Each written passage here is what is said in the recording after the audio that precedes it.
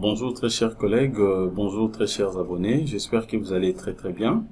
C'est Jean-Sing Kunga, je suis ingénieur des bâtiments et travaux publics et formateur de logiciels du génie civil. Alors aujourd'hui nous allons continuer nos séries de formations et nous allons débuter un nouveau logiciel. Aujourd'hui nous allons donc travailler sur une application très puissante, un logiciel qu'on appelle Acobri. Voilà, c'est un logiciel très important pour nous les ingénieurs, puisque ça nous permet de pouvoir dimensionner nos projets, surtout beaucoup plus nos projets mixtes, donc acier et béton. Voilà, donc ce que je peux quand même vous signaler, étant qu'ingénieur, c'est très important de maîtriser beaucoup ou plusieurs logiciels au même moment. Si déjà vous avez maîtrisé le logiciel robot structural, Analysis, et d'autres logiciels également, comme Tekla ou toutes que vous pouvez peut-être avoir connaissance là-dessus, c'est très important. Et puisque vous pouvez vous retrouver par exemple dans un milieu où les bureaux utilisent seulement le logiciel par exemple Acobri et que vous connaissez seulement Tekla structural ou bien peut-être vous maîtrisez le logiciel robot structural. Alors pour ne pas peut-être que les bureaux là où vous voulez peut-être travailler ou faire les projets puissent être en difficulté au moment de la contre-vérification de tout ce que vous allez faire, donc pour bien analyser directement vos notes de calcul ou les projets que vous allez donc travailler sur ça, ou les projets plutôt que vous allez travailler. Donc il faudrait que vous puissiez quand même faire en sorte que le bureau ne puisse pas être en difficulté. Donc j'étais en train de dire que par exemple vous maîtrisez seulement le logiciel robot structural Analysis, vous arrivez dans un bureau où on n'utilise que le logiciel Acobri et que vous ne maîtrisez pas Acobri. Alors là déjà c'est-à-dire qu'il y a un problème, puisque au moment où vous allez travailler sur robot structural, les bureaux ne seront pas vraiment très à l'aise pour mener leurs enquêtes ou faire la contre-vérification de tout ce que vous allez donc travailler ou tout ce que vous allez faire. Donc c'est très important de maîtriser beaucoup de logiciels au même moment. C'est pour cela aujourd'hui je veux que nous puissions travailler sur ces logiciels au nom d'Acobri. Voilà. Alors avant de continuer, avant de débuter directement le projet que nous allons faire aujourd'hui, j'aimerais quand même vous expliquer et un peu en détail, c'est que si le logiciel Acobri vient d'où. Voilà, donc premièrement ce qu'il faut savoir déjà, c'est vraiment un logiciel très simple, facile à utiliser. Alors vous avez la possibilité de télécharger ça directement, c'est gratuit, donc sur internet. Vous pouvez chercher ça et vous télécharger sans problème. Ou si vous voulez peut-être avoir aussi les setups de ces logiciels, écrivez-moi directement sur mon email et puis je vais peut-être vous envoyer de manière à ce que vous puissiez travailler aussi sur ça. Voilà. Donc ça c'est justement donc l'interface d'entrée. Voilà. Avant de débuter directement les projets, ce qu'il faut savoir déjà, le logiciel Acobri, donc c'est un logiciel de prédimensionnement des ponts mixtes. C'est un logiciel de prédimensionnement des ponts mixtes. Donc avec Acobri, vous avez la possibilité donc de prédimensionner, c'est-à-dire que d'étudier directement les projets des ponts mixtes. Voilà, donc Acobri c'est vraiment un logiciel très puissant et c'est un logiciel développé par les CTI SEM, c'est-à-dire que c'est un bureau et des constructions donc en métal. Donc c'était développé pour les comptes d'ArcelorMittal plutôt. Donc il est parmi les développeurs. Alors pour les prédimensionnements donc des ouvrages d'art. Voilà. Donc j'étais en train de dire que Acobri c'est un logiciel développé par les CTI CM pour les comptes d'ArcelorMittal. Donc c'était développé pour les prédimensionnements des ouvrages d'art avec tablier mixte, c'est-à-dire que acier et béton. Et mais il est conçu spécialement pour la vérification des poutrelles laminées. Voilà, donc des poutrelles laminées à haute performance comme poutre principale dans les ponts et routes, tout comme les ponts rails et mais aussi pour les passerelles de piétons. Voilà, donc ce sont presque des cas spéciaux que ces logiciels Acobri peut donc traiter directement. Voilà. Alors avant de débuter aussi, je peux premièrement vous montrer d'abord le titre de notre formation. Voilà, le titre est là. Voilà, donc nous sommes en train de faire donc le titre d'un pont mixte acier béton Voilà, par la norme Eurocode. Ça, c'est la première partie que nous allons de débiter tout à l'heure. Voilà. Alors, notre titre sera basé, premièrement, tout simplement sur la superstructure. Voilà, c'est pour cela que je viens de numérer ça déjà ici. Donc, nous sommes en train de faire premièrement le titre, tout simplement au niveau de la superstructure. Voilà. Alors, vous allez remarquer que Acobri, c'est un logiciel qui travaille par la méthode d'Eurocode. Voilà, donc nous allons utiliser donc la méthode d'Eurocode, donc la norme plutôt, la norme Eurocode, Eurocode 3, bien sûr pour l'acier, et Eurocode 4 pour donc les éléments mixtes. Voilà, donc Eurocode 4 plutôt pour la construction mixte, c'est-à-dire acier et béton. Voilà. Donc c'est ce que nous allons donc voir ici. Donc déjà, si vous avez quand même la maîtrise avec la norme Eurocode, donc c'est déjà, donc vraiment c'est très bien pour vous. Ou alors vous avez la possibilité à chaque fois que vous avez un projet que vous voulez travailler sur Acobri, vous pouvez aussi peut-être vérifier ou lire aussi l'Eurocode 4 donc pour la construction mixte, mais aussi l'Eurocode 3 pour l'acier, de manière à ce que vous puissiez vraiment faire très bien votre projet. Voilà. Alors nous allons maintenant débuter notre formation. Nous allons débuter directement notre projet. Voilà, donc des ponts donc mixtes. Voilà. Donc retenez que ce que nous sommes en train de faire ici, nous sommes en train de traiter un cas d'un pont route. Voilà, c'est un pont route mixte, acier et béton. Comme je viens de vous dire là, donc Acobri traite les cas des ponts route, le pont rail, ainsi que le passerelle pour piétons. Voilà, mais aujourd'hui nous allons voir les cas des ponts route. Voilà. Donc sans plus tarder, je vais passer directement au niveau donc de notre logiciel. Alors je viens directement ici. Voilà, donc ça c'est l'interface d'entrée. Donc ça c'est un projet paramétré par défaut. Alors maintenant, premièrement nous allons créer un nouveau projet. Donc nous allons débuter un nouveau projet. Alors pour créer un nouveau projet, qu'est-ce qu'il faut faire ici? Je viens directement ici. Je prends premièrement fichier. Voilà, donc je prends fichier et puis je vais cliquer sur nouveau. Je clique directement sur nouveau. Il y a un message qui apparaît ici. Les données actuelles vont être perdues. Continuer. Voilà, j'accepte. Je clique sur oui. Voilà. À ce niveau ici maintenant, je peux directement définir les types de ponts. Les types de ponts que moi je vais donc étudier ici. Voilà, donc vous avez trois types de ponts comme je viens de vous les dire là. Donc premier cas sont les cas des ponts route. Deuxième, c'est le cas des ponts rail. Et puis troisième, nous avons donc le passerelle. Voilà, donc je prends premier cas, donc je prends pont rail, pont route plutôt. Voilà. Alors la règle des calculs ici, vous allez voir ici que donc Acobri travaille qu'avec Eurocode. Voilà, donc je prends par défaut Eurocode et je laisse valeur recommandée par défaut. Je vais donc utiliser toutes le valeur recommandée par défaut. Voilà, et puis je clique directement sur OK. Voilà, une fois cliqué sur OK ici, voilà, maintenant je peux directement commencer les paramétrages du projet. Voilà. Alors premièrement, maintenant, qu'est-ce que je vais faire à ce niveau? Aussi longtemps que j'ai déjà défini le type de pont que je vais étudier, c'est les ponts route. Voilà, je sais très bien que la norme que utilise le logiciel Acobri, c'est la norme Eurocode. Voilà, dans les valeurs recommandées, tout est pris en compte. Je peux directement commencer directement les projets. Mais avant de commencer, je peux quand même vous dire un mot par rapport à l'illustration des schémas que vous êtes en train de voir ici. Voilà, donc ça c'est en fait c'est une coupe transversale de notre pont.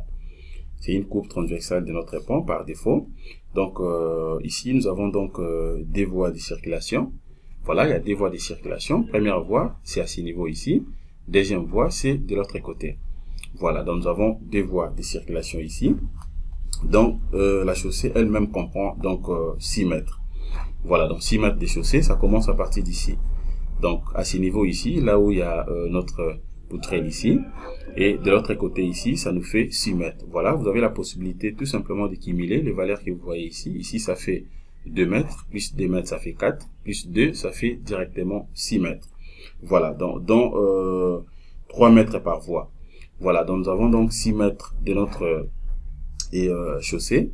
Voilà, mais il y a 3 mètres par voie. Donc, les milliers, c'est à partir d'ici, c'est-à-dire qu'on aura 2 mètres ici, et puis le 2 divisé par D, ça fait 3. De l'autre côté aussi 2, et puis 1 ici, ça fait donc 2 plus, donc c'est-à-dire que D que vous voyez ici, plus le 1 qui va rester ici, ça fait directement 3. Voilà. Et à part ça aussi, donc les trottoirs et les encorbellements que nous avons de part et d'autre, est de 1 mètre, 1 mètre. Donc à gauche ici, c'est 1 mètre, et à droite de l'autre côté également, c'est 1 mètre. Voilà. Alors maintenant, je peux commencer directement le paramétrage. Alors qu'est-ce que je fais maintenant à ce niveau? Premièrement, je viens d'abord ici. Voilà, je viens d'abord ici. Ça, c'est pour enregistrer. Lorsque vous êtes en train de travailler et que vous voulez enregistrer directement un projet, vous pouvez le faire directement à partir d'ici. Voilà, je viens ici. Ça, c'est tout simplement la référence. Alors, à ce niveau ici, ce sont de paramètres généraux. Donc, je vais commencer avec paramètres généraux. Observez tout ce que je vais faire. Suivez-moi calmement. Je vais aller vraiment calmement de manière à ce que nous puissions maîtriser très bien comment est-ce qu'on peut traiter un cas de pont à partir de ces logiciels Acrobat. Alors, je viens d'abord ici, je vais cliquer sur paramètres générés, je clique là-dessus. Voilà, il y a les informations qui apparaissent à ce niveau. Voilà. Alors, maintenant, ce niveau ici, qu'est-ce que je vais faire ici? Je viens sur type des poutres. Voilà, je suis là, je viens sur type des poutres. Voilà. À ce niveau ici, vous avez donc, premièrement, vous avez la possibilité de changer les types de poutres que vous voulez utiliser ici. Est-ce que vous voulez utiliser une poutre mixte, préfabriquée, des caissons ou caissons remplis, des bétons, poutrelles enrobées, donc tout ce que vous voulez là. Donc ça dépend vraiment de ce que vous voulez utiliser comme type de poutre. Voilà, par rapport à notre cas, donc nous allons prendre poutre classique. Voilà, donc je prends premièrement la poutre classique.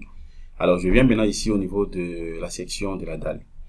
Voilà, la section de la dalle ici me permet tout simplement de pouvoir, premièrement, définir d'abord l'épaisseur de la dalle. Et je peux définir au même moment aussi la largeur de la dalle. Mais aussi, je peux donc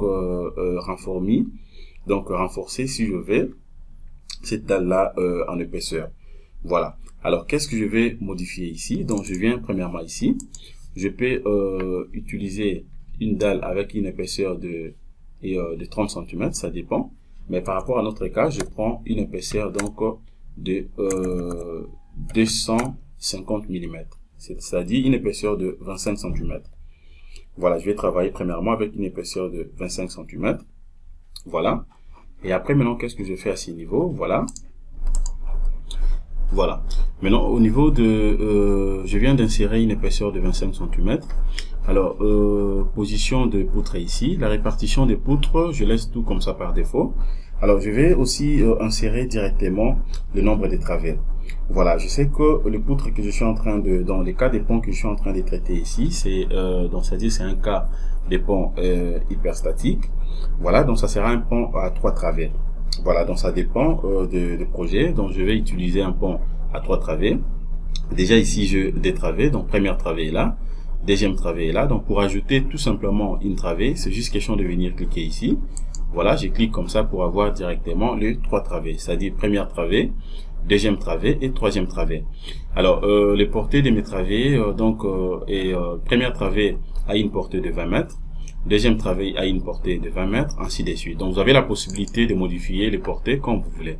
Vous pouvez changer ici. Si vous voulez, par exemple, avoir une portée de 30 mètres, c'est juste question de prendre 30 comme ça. Donc, vous pouvez cliquer ici. Voilà. Et puis, vous modifiez directement les portées ici. Donc, ça dépend de ce que vous voulez donc avoir. Par rapport à ces cas, nous allons donc essayer un peu d'uniformiser les portées des travées. Donc, ça fait 20, 20, 20. Voilà. Si par contre, vous avez commis une erreur, vous voulez supprimer, par exemple, les travées, c'est juste question de sélectionner. Voilà, vous venez ici et vous supprimez les travées à partir d'ici. Voilà. Alors maintenant, qu'est-ce que je peux encore compléter ici? Paramètres généraux. Donc j'ai inséré tout simplement l'épaisseur de la dalle, la largeur de la dalle, ainsi que la longueur de travée, donc la portée. Et puis c'est tout. Je clique directement sur OK. Voilà. Et puis maintenant, qu'est-ce que je fais ici? Je m'en vais de l'autre côté ici. Je vais prendre caractéristiques de la dalle. voilà, de la dalle béton. Je clique là-dessus. Voilà, concernant maintenant les caractéristiques ici, qu'est-ce que je fais ici? À ce niveau ici, pour les coffrages, vous avez donc des possibilités. Est-ce que vous voulez avoir les cas de coffrage et ni pédale, voilà, ni bac acier, ou vous voulez avoir avec bac acier? Donc ça dépend de ce que vous voulez avoir. Alors par rapport à mon cas, je prends avec bac acier. Voilà. Et puis maintenant, qu'est-ce que je fais? Je viens d'abord ici, je vais chercher et faire les choix de Cofrastra. Voilà, ça dépend ici. Je peux prendre quoi? Je prends donc 70.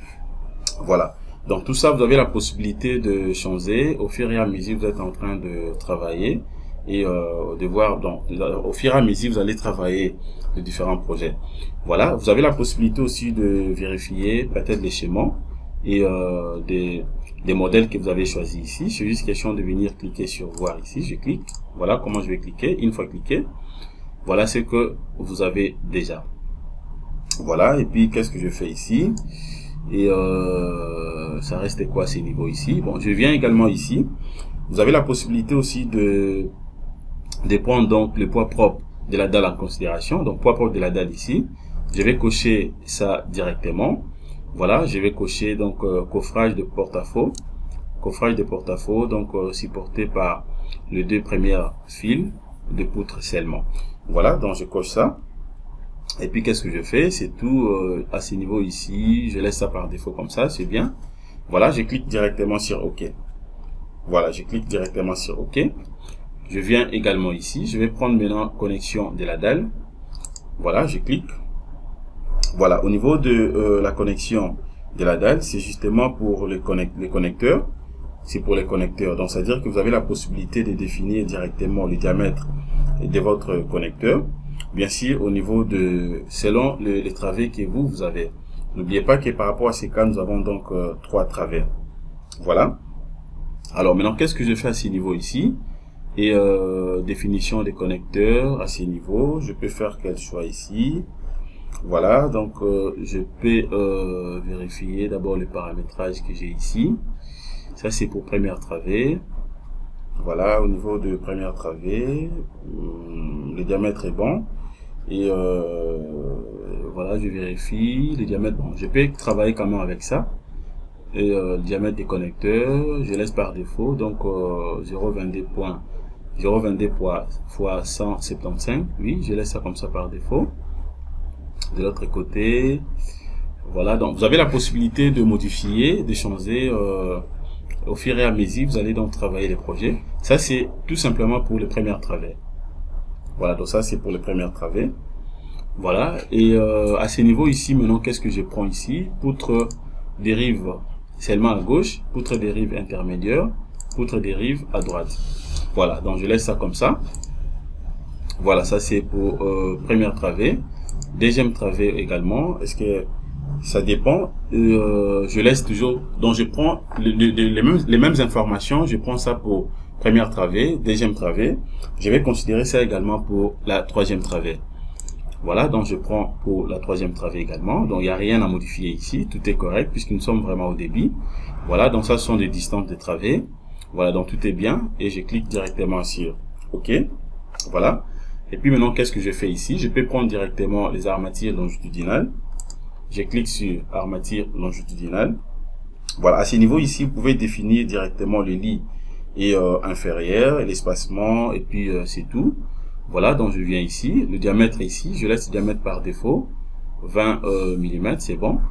Voilà, espacement à ce niveau ici, je peux, vous pouvez modifier si vous voulez. Vous avez la possibilité même de modifier. Je peux prendre même l'espacement donc de 200 mm, c'est-à-dire de 20 cm, ou alors je peux laisser par défaut, je prends l'espacement de 15 cm, donc de 150 mm. Voilà. Et après ça également, je peux voir quoi? L'espacement d'enrobage, 40, oui. Ça reste quoi? Voilà, c'est bon. Donc, je vais modifier tout simplement l'espacement. Voilà. Et puis, qu'est-ce que je peux encore modifier ici? Voilà, déjà c'est bon. Et je clique directement sur OK.